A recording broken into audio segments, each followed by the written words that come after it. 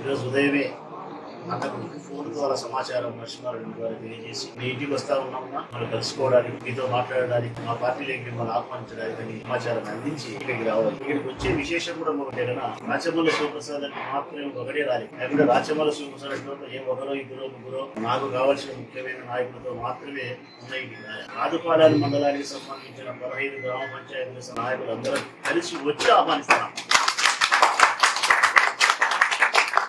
ఈ మాట చెప్తా ఉన్నానంటే, మండలానికి సంబంధించిన ఓ నాయకుడిని ఆహ్వానించేటప్పుడు ఈ మండలానికి సంబంధించినటువంటి వైఎస్ఆర్ కాంగ్రెస్ పార్టీ 15 గ్రామ పంచాయతీల నాయకులు ఏకస్తులై వచ్చి ప్రభాకర్ రెడ్డి గారు ఆహ్వానిస్తే ప్రభాకర్ రెడ్డి గారి యొక్క రాకను వైఎస్ఆర్ కాంగ్రెస్ ఎంత బలంగా కోరుకుంటుంది, ఆయన రాక పట్ల ఎంత నిరభ్యంతరాన్ని వ్యక్తపరుస్తా ఉంది, ఎంత సయోధ్యను సఖ్యతను కలిగి ఉన్నాడు ప్రభాకర్ రెడ్డి అందరితో అనే దానికి ఇది ఒక్కటే నిదర్శనం. ఎందుకంటే గ్రామీణ ప్రాంతాల్లో రాజకీయాలు ఉన్నప్పుడు ఒక నాయకుడు వస్తే మరొక నాయకుడికి గిట్టకుండా ఉండే సందర్భం, వాళ్ళ మధ్య ఫ్యాక్షనిజం కానీ మగా ప్రతీకారాలు కానీ అవి లేకపోయినా రాజకీయ ప్రత్యర్థులుగా చిరకాలం నుంచి కొట్లాడే ముందే ఈ ప్రాంతంలో ప్రభాకర్ రెడ్డి గారిని వైఎస్ఆర్ కాంగ్రెస్ పార్టీలోకి ఆహ్వానించడానికి ఈ మండలానికి సంబంధించిన 15 గ్రామ పంచాయతీ గోపల్లి గోవర్ధన్ రెడ్డి వచ్చినాడు, పగిడాలతను వచ్చినాడు, బలరాం రెడ్డి కళాపల్లి ఎల్లనాగడ్డను వచ్చినాడు, వరపాడులు వచ్చినారు.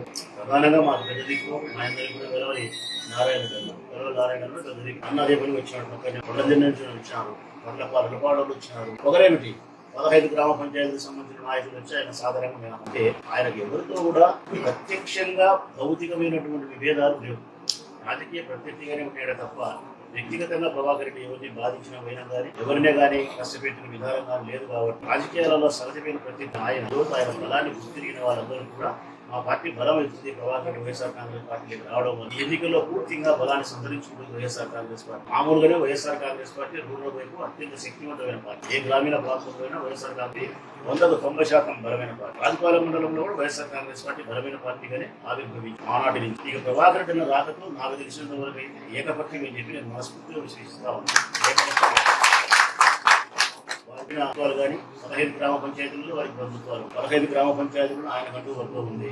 15 గ్రామ పంచాయతీల్లో ఆయన మండలాధ్యక్షులుగా ఉన్నప్పుడు సేవ కానీ అంతకుముందు అనేక రకాల వివిధ రకాల పదవుల్లో కొనసాగినప్పుడు కూడా రాజకీయ వర్గాన్ని దృష్టితో ఆలోచించి అనేక రకాల సేవా కార్యక్రమాలను గుంపురీత్యా ప్రయోజనాలు ఉన్నాడు. కాబట్టి విస్తృతమైన బంధు బలగాన్ని సామాజిక వర్గాన్ని కలిగి కాబట్టి వైఎస్ఆర్ కాంగ్రెస్ పార్టీకి పూర్తిగా బలం చెప్పి నేను భావిస్తా ఉన్నా. ఈ నేపథ్యంలోనే అన్నను కలిసి సాధారణంగా ఆహ్వానించినాం. అన్నగారు కూడా మా మాటను ఆలకించి మనస్ఫూర్తి వారు అంగీకరించినారు. వైఎస్ఆర్ కాంగ్రెస్ పార్టీ యొక్క పార్టీల సభ్యత్వాన్ని స్వీకరించి పార్టీని గెలిపించడానికి.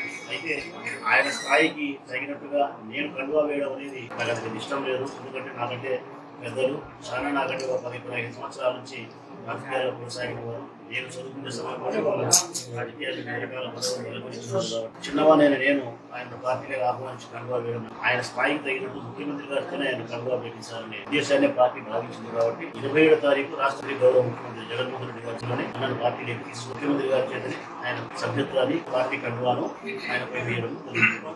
ఈ విషయాన్ని మండలంలో ఉండే వైఎస్ఆర్ కాంగ్రెస్ పార్టీ నాయకులందరికీ తెలియజేస్తూ